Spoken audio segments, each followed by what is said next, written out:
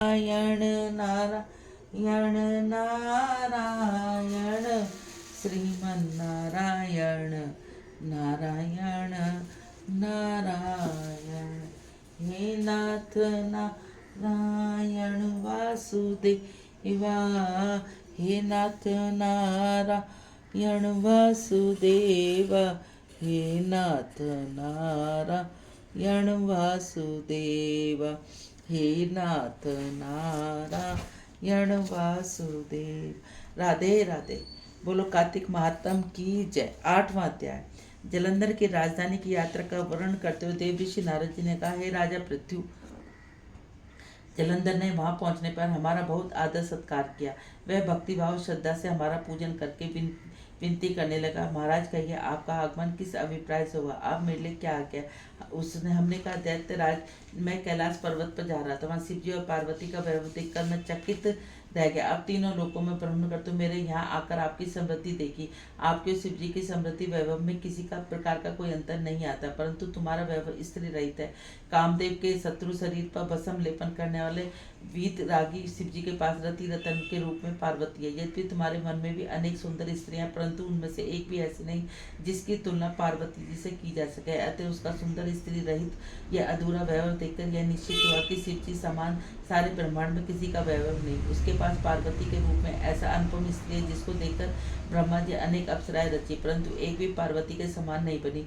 नारद जी ने आगे कहा कि हे राजन, मैं तो केवल इतनी बात कहकर वहां से चलाया, परंतु पार्वती की अपूर्व सुंदरता की बात सुनकर जलंधर कामदेव के ज्वर में पीड़ित हो गया। उसने उसी समय राहु को बुलाकर कहा कि तुम अभी कैलाश पर्वत पर जाकर शिव जी को हमारी आज्ञा सुनाओ।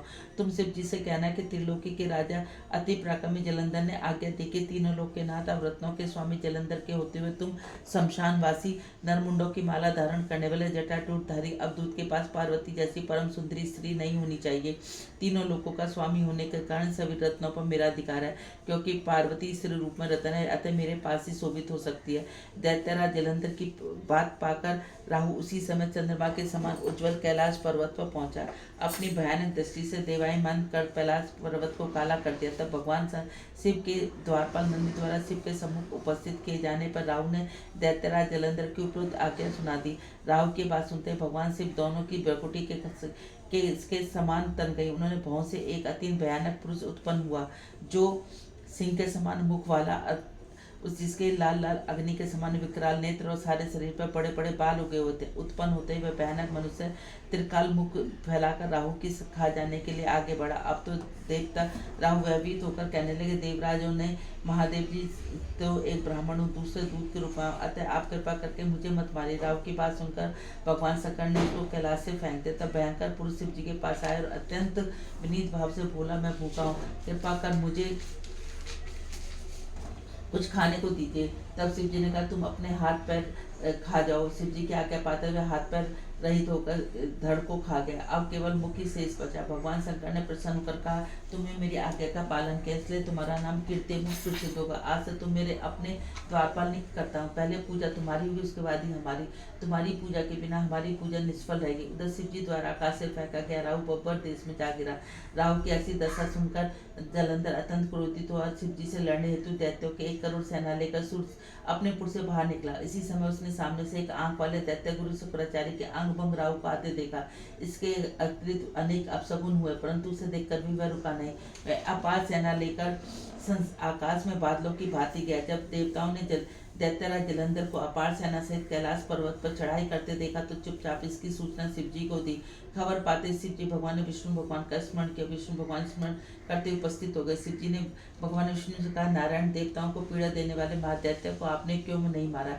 इतना ही नहीं, आप स्वयं लक्ष्मी जी सहित उनके घर में विराजमान हो, आखिर इसका कारण क्या? तब विष्णु भगवान ने उत्तर दिया, हे शिव जी, महादैत्य आपके अपने अंग से उत्पन्न हुआ, शिव लक्ष्मी का भाई, इसी कारण हमने उसको नहीं मारा। अस्तु वह दैत्यराज आपके ही हाथ से मारा जाएगा। भगवान विष्णु के पास सुनकर शिव जी ने कहा, तब तेजस्वी दैत्य हमसे ऐसे नहीं मारा जाएगा, अतः इसका मारने के लिए आपको अपना तेज देने की कृपा की दी। शिव जी के वचन सुनकर विष्णु भगवान सहित समस्त देवताओं ने अपना अपना तेज शिव जी को दिया। तत्पश्चात शिव जी महाराज उस तेज को इकट्ठा करके ज्वालामाली सुदर्शन चक्र और एक प्रज लेकर जलंधर से युद्ध करने के लिए तैयार हुए।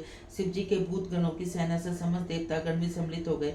उधर जलंधर अपनी सेना सहित कैलाश के समीप पहुंचा। इधर कीर्ति मुख नंदी अपने गण देवताओं की सेना के से युद्ध के मैदान में आ डटे। देवता और जलंधर की सेना से एक घोर संग्राम हुआ।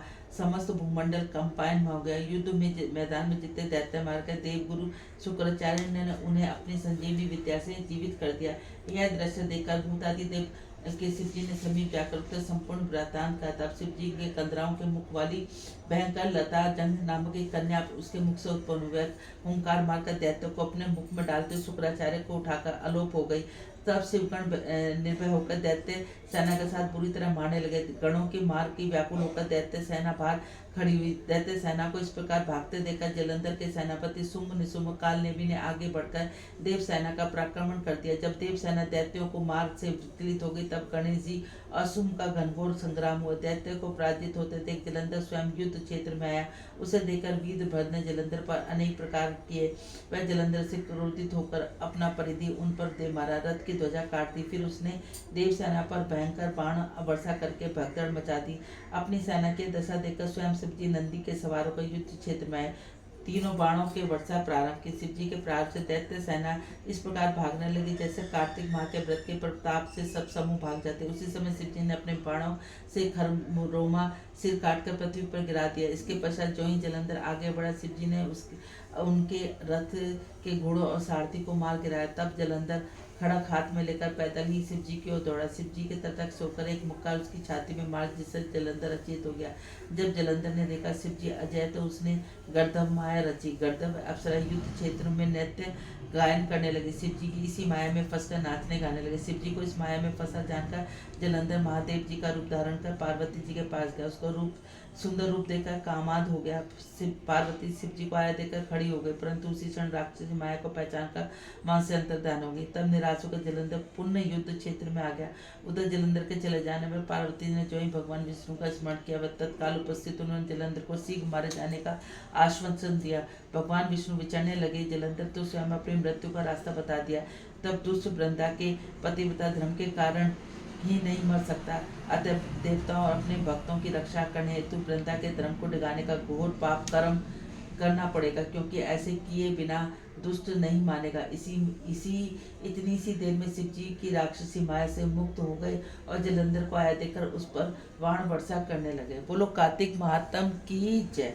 श्रीमन नारायण नारायण नारायण, लक्ष्मी नारायण नारायण नारायण, तुलसी नारायण नारायण नारायण, श्रीमन नारायण नारायण नारायण।